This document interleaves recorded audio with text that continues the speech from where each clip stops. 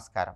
కార్తీక మాసంలో శుక్లపక్షంలో వచ్చే పంచమి తిథిని జ్ఞాన పంచమి అనే పేరుతో పిలుస్తారు. ఇది సుబ్రహ్మణ్యేశ్వర స్వామికి ప్రీతిపాత్రమైన రోజు.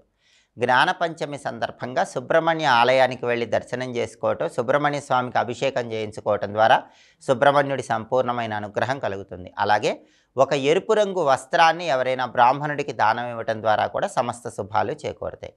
అలాగే ఈ జ్ఞాన పంచమి సందర్భంగా సుబ్రహ్మణ్య అష్టకాన్ని పఠించినా కూడా విశేషమైన శుభ ఫలితాలు సిద్ధింపజేసుకోవచ్చు.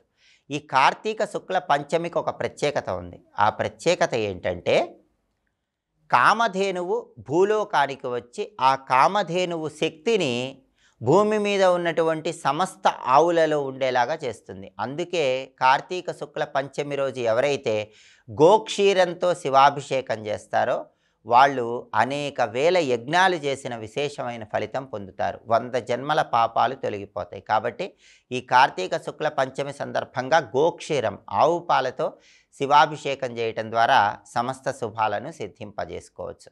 అలాగే కార్తీక శుక్ల పంచమి ఆదివారంతో కలిసి వచ్చింది. కార్తీక మాసంలో ఆదివారానికి ఒక ప్రత్యేకత ఉంది. ఆ ప్రత్యేకత ఏంటో స్కాంద పురాణం వైష్ణవ ఖండంలో తులాపురాణంలో ఒక శ్లోకం ద్వారా చెప్పారు. ఆ శ్లోకం ఏంటంటే, కార్తికే భానువారేతు స్నానకర్మ సమాచరేత్ మాసస్నానేన యత్పుణ్యం తత్పుణ్యం లభేత్ నృపా. ఈ శ్లోకాన్ని ఎవరెవరికి చెప్పారంటే నారద మహర్షి పృథు చక్రవర్తికి చెప్పాడు.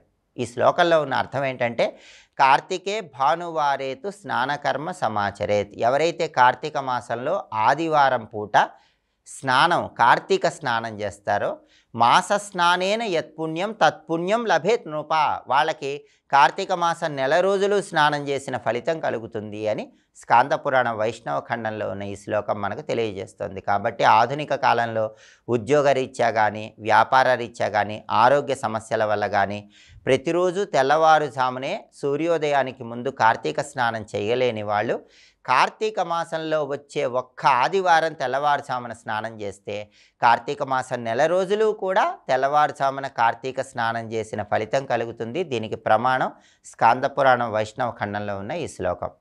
అలాగే కార్తీక ఆదివారం సూర్యుడి అనుగ్రహం ద్వారా సమస్త ఆరోగ్యాలు చేకూరాలంటే ఇంట్లో దీపారాధన చేశాక ఒక ప్రత్యేకమైన శ్లోకం చదువుకోవాలి.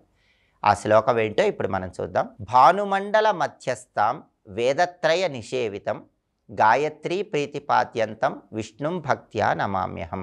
ఇది శ్లోకం. కార్తీక ఆదివారం రోజు దీపం పెట్టాక అందరూ చదువుకోవాల్సిన శ్లోకం.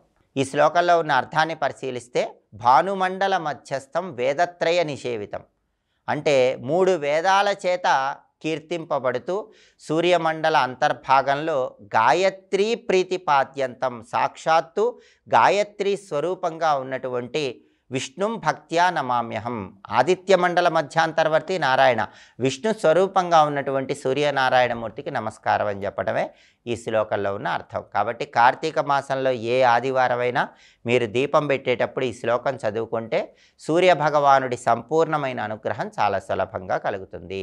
కార్తీక ఆదివారం సందర్భంగా సూర్యుడి అనుగ్రహం ద్వారా ప్రమోషన్లు తొందరగా రావటానికి, అనారోగ్యాలు పోవటానికి, రాజకీయ రంగంలో రాణించటానికి, తండ్రి తరపు బంధువుల వల్ల వచ్చే విభేదాలు పోగొట్టుకోవటానికి, పిత్రార్జిత ఆస్తులు తొందరగా రావటానికి దీపం పెట్టాక ఇంట్లో ఏ శ్లోకం చదువుకోవాలో ఇంకొకసారి చూద్దాము మరి. భానుమండల మధ్యస్థం వేదత్రయ నిషేవితం గాయత్రీ ప్రీతిపాద్యంతం విష్ణుం భక్త్యా నమామ్యహం. శ్లోకం చదువుకోండి. సూర్యభగవానుడి సంపూర్ణమైన అనుగ్రహానికి సులభంగా పాత్రులు కండి. స్వస్తి.